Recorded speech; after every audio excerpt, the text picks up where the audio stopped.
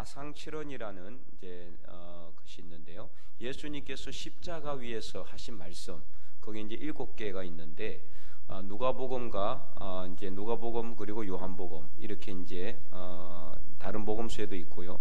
그래서 가장 많이 있는 게 바로 이 요한복음이에요. 3개가 있어요.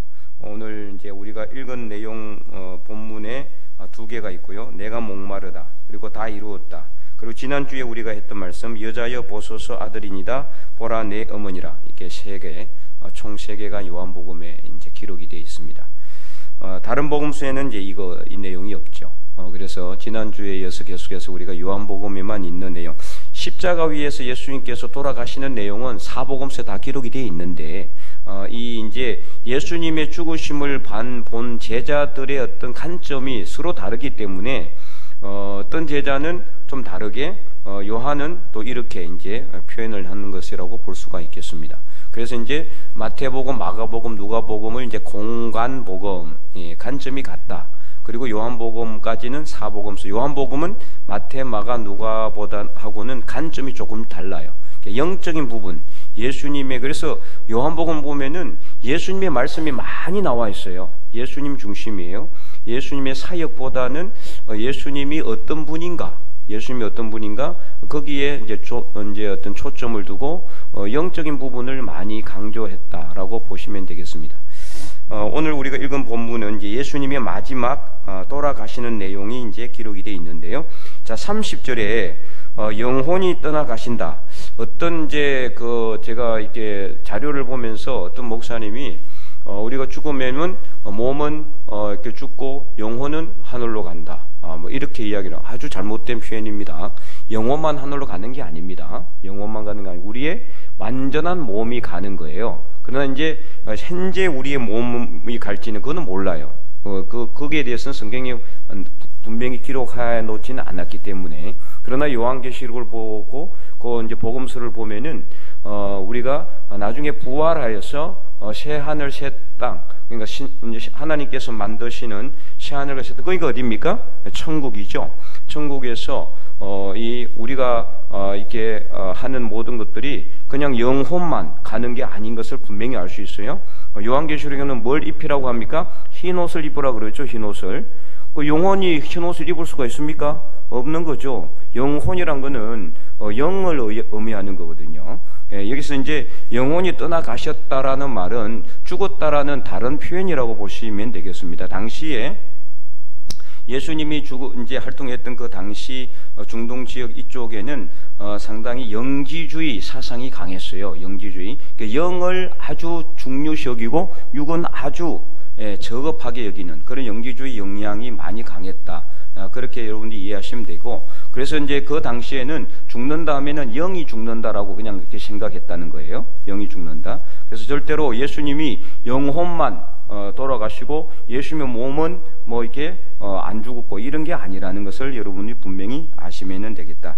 자, 그래서 오늘 우리가 살펴볼 내용은요, 이제 영혼이 떠나가신 이 내용이 아니고 예수님께서 28절에 그 후에 예수께서 모든 일이 이미 이루어진 줄 아시고, 자, 이게 이제 지금 현재 지난주에는 말씀을 드렸지만은 지금 현재 예수님께서 이게 처한 상황은 어떤 상황입니까? 지금 30절에도 나와 있지만은 돌아가시기 직전이에요. 돌아가시기 직전. 죽기 바로 직전이에요. 이제 그래서 가장 고통스러운 그런 때라고 보시면 되겠어요. 그래서 모든 일이 이미 이루어진 줄 아시고, 이 모든 일이라는 것은 어떤 일일까요? 하나님의 구속 사역을 의미하는 겁니다. 그것은 하나님의 구속 사역의 핵심이 뭡니까? 예수님이 십자가에 죽으시는 거예요. 죽으시는 거. 죽어야 제물이 되는 거죠. 죽지 않으면 제물이 될 수가 없으니까요. 살아있는 것을 제물로 드리지는 않거든요. 로마서 12장에 산제물로, 이 말은 우리가 우리의 삶을 하나님께 드리라는 것이, 원래 하나님께서 요구하시는 제사는 죽여야 되는 거예요. 제물을 죽여야 돼요. 왜요? 죄 때문에. 그래서 우리의 죄를 그 제물에다가 다 뒤집어 씌워가지고 제물을, 그 죄가 있으니까 어떻게 해요? 죽이는 거예요. 죄 때문에 죽는 거죠. 우리가 원래 죽어야 되는데 제물이 대신해서 죽는 거거든요. 그걸 누가 한다? 예수님께서 하시는 거잖아요. 그러니까 예수님은 죽어야 되는 거죠. 그래서 죽을 줄 아셨다란 말이라고 보시면 되겠어요. 그러니까 예수님께서 자신이 죽으실 시간이 얼마 남지 않은 것을 아시고, 또 하나님께서 그를 통해서 예수님의 죽으심을 통해서 예수님을 믿는 모든 사람에게 구원을 주시고자 하는 구속 사역이 이루어지는 줄 아시고, 이렇게 보시면 되겠습니다. 그래서 그것을 아신 예수님께서 뭘 하게 하시려고? 성경을 응하게 하려 하사 뭐라고 그랬습니까? 이르시되 내가 목마르다 그랬어요.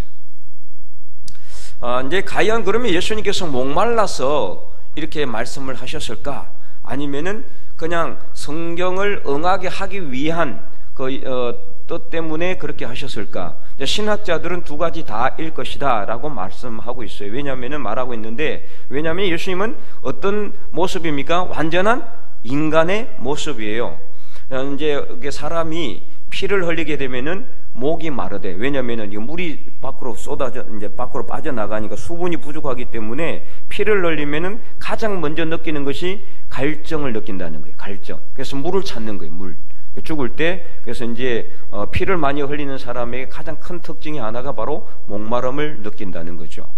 예수님도 완전한 인간의 모습으로서 십자가의 피를, 지금 이제 돌아가시기 직전이잖아요. 피는 거의 다 흘러나온 거예요. 예수님 몸 안에 있는 모든 피는 다 쏟아져 나오고, 그러니까 예수님 당연히 인간적으로 봤을 때는 당연히 목마를 수밖에 없는 거죠.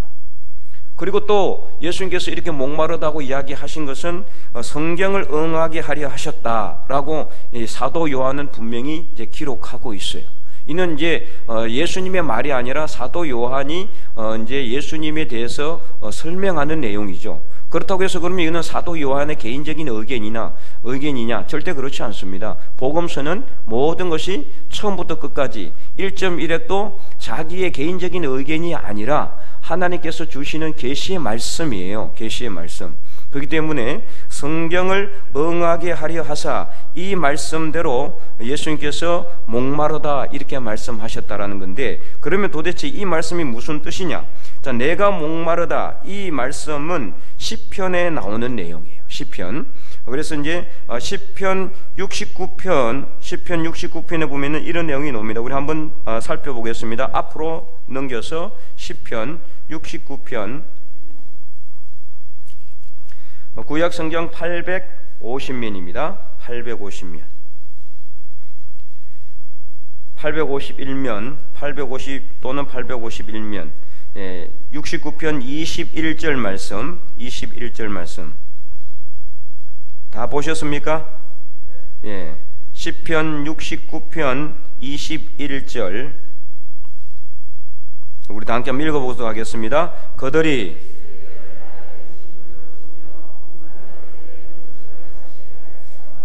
아멘.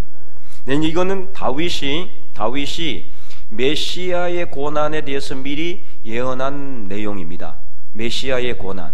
그러니까 지금 그들이 썰개를 나는 누구냐?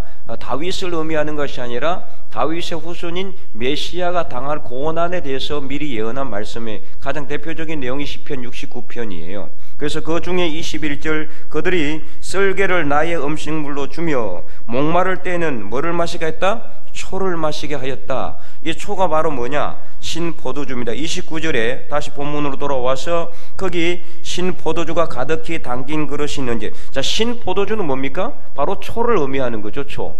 식초죠. 포도 식초를 의미하는 거죠. 똑같은 말이에요.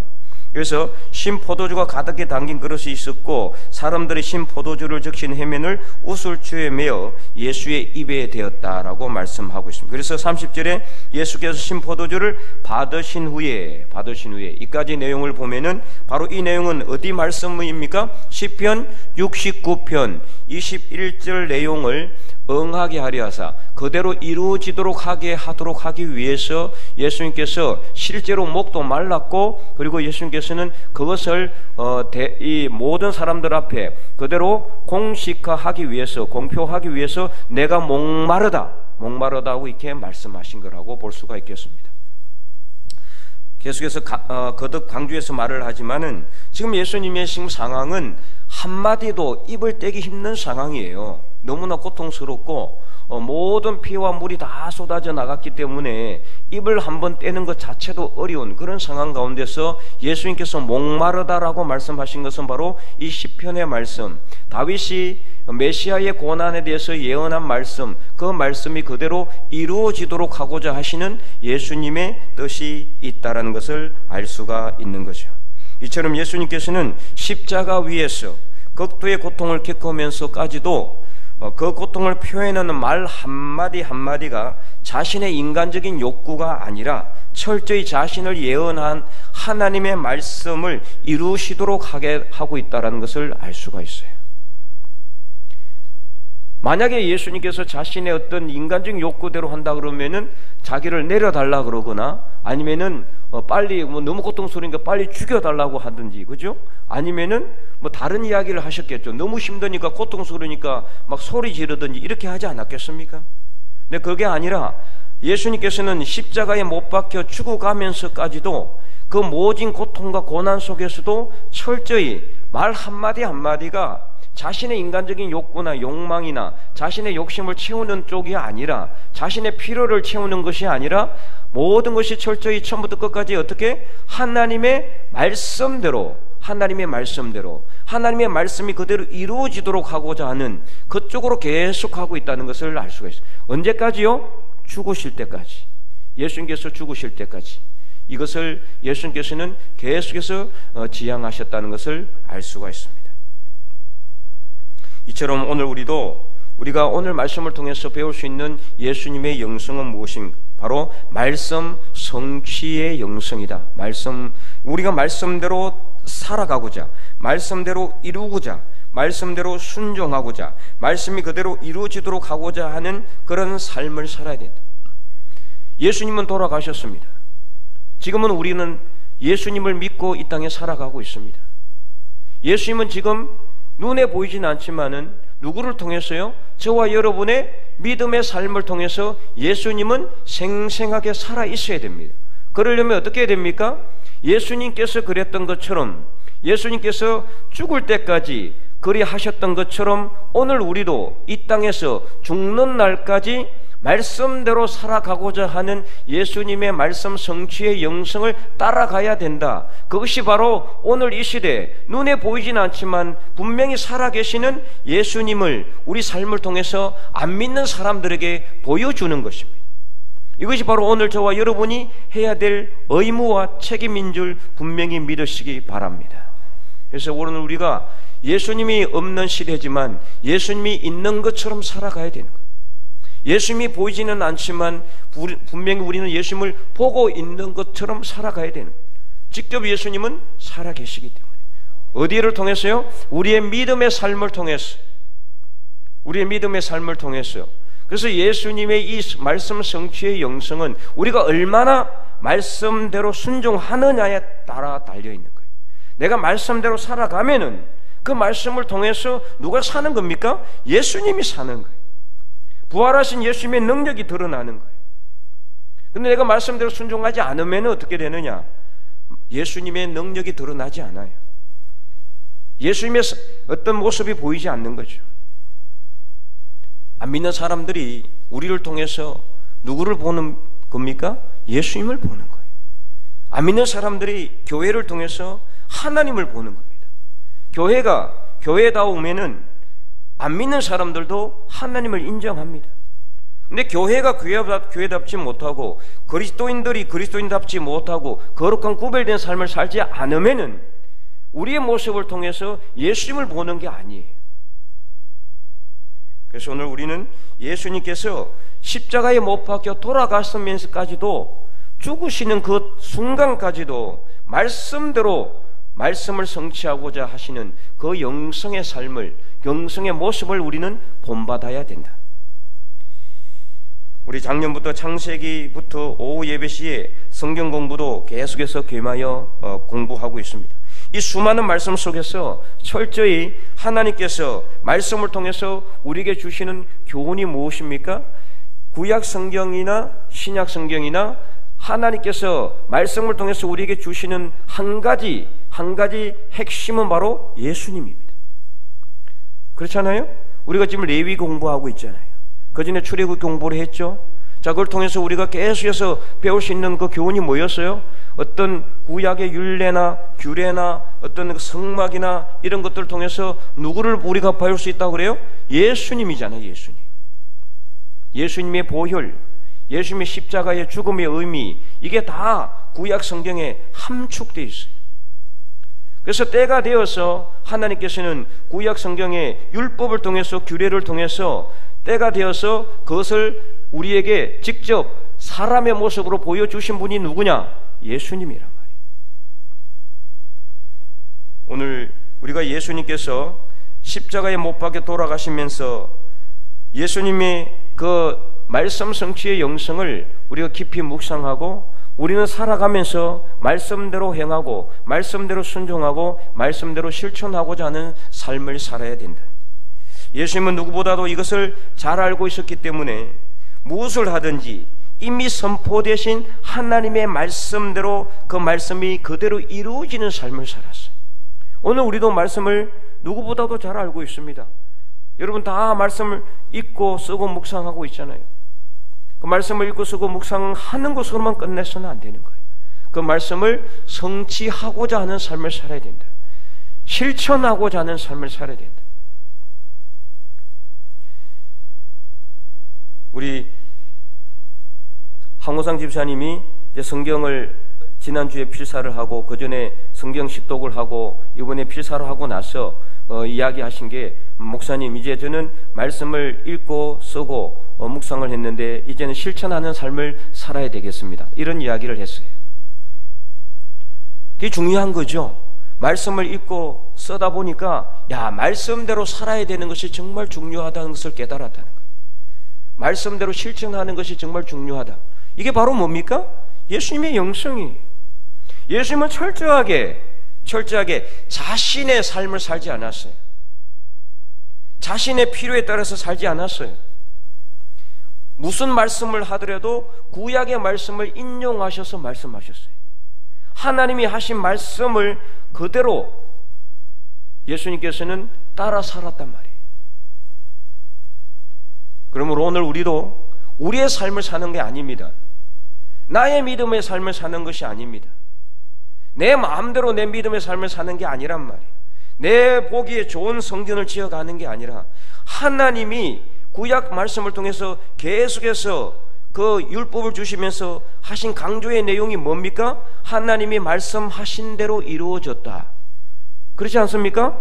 모세가 성막을 짓고 그 안에 있는 그 모든 물품들을 만들 때 버살렐과 올리압을 통해서 또 하나님의 말씀에 성령의 감동이 되어 지혜를 얻은 백성들이 그 모든 물품들을 만들고 같이 함께 동력해서 하나님의 아름다운 성막을 지어갈 때 어떻게 했다고 그랬어요? 하나님이 말씀한 대로 이루어졌다라고 했어요. 말씀한, 하나님께서 말씀하신 대로, 하나님이 말씀하신 대로 계속 그것을 말씀하고 있는 이유가 뭐냐?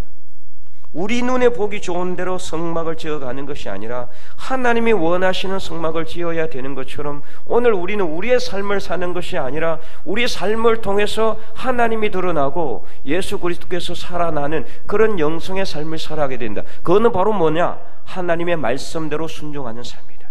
말씀을 성취하는 삶이다. 이것을 오늘 예수님께서는 우리에게 분명히 보여주고 있는 것입니다. 사랑하는 성도 여러분, 오늘 여러분은 어떤 말씀의 삶을 살아가고 있습니까? 예수님은 끊임없이 우리에게 이 죽으시면서까지도 하나님의 말씀대로 성취하는 삶의 모습을 보여주었는데, 과연 오늘 저와 여러분은 우리가 살아가는 삶의 모든 자리 위에서 얼마나 하나님의 말씀대로 순종하고자 하는 삶을 살아가고 있습니까? 그래서 그 말씀의 삶을 통해 세상 다른 사람들에게, 모든 안 믿는 사람들에게 하나님의 영광을 드러내는 삶을 살아가고 있습니까?